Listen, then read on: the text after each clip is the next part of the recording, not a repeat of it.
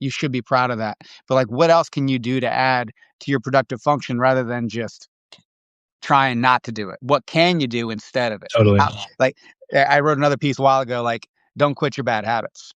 So when you have a bad habit, don't quit it, replace it. Replace it with other things that you're proud of.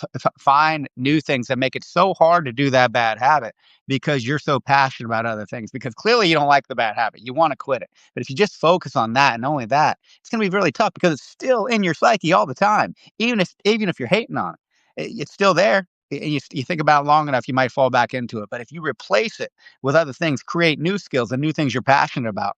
So that's why pursuing stress on purpose at a manageable level so you can train the skill that is resilience. And again, I define resilience as the ability to effectively manage and eventually recover from stress.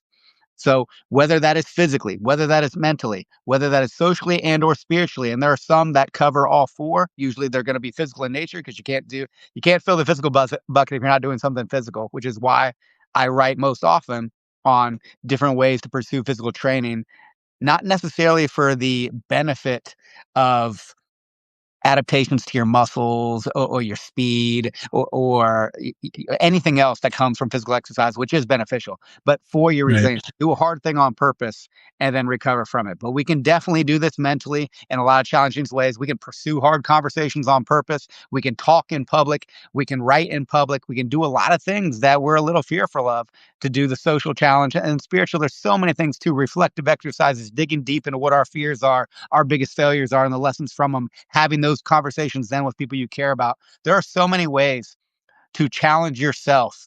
And then when you manage it and then recover from it and maybe even accomplish what you set out to do, some challenge that you're a little cautious of that you don't know if you can do. Michael Easter writes on Masogis quite a bit. And I love that concept where there's a 50% chance of failure. You're not sure if you can complete this workout or this long ruck, or you're not even sure if you can complete this 30-minute podcast in public or presentation in front of a room on a topic that you're passionate about, but you're scared. I used to be more scared of talking in public than I was of dying. I was one of those guys. I almost fainted in front of my junior high class. All my good friends in the class, just unprepared, got called up, went up there shaking. The room started going dark, kind of slipped. Teacher sat me down, dropped me a letter grade. Let me go again next week, where I have my notes and just read them because I stayed scared of talking in public until grad school. And even then I wasn't comfortable, but then reps. The more I do it, the better you get, like anything else.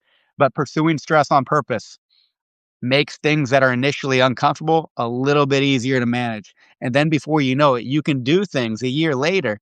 And that's your warm up now, where you avoided them initially and you couldn't accomplish them at all, even with modifications. We can adapt in so many ways. Plasticity is possible throughout the lifespan. Without question, our environment and our developing systems and brains when we're children, we're very prone to plasticity. But everything is curated to encourage that. We can do that in our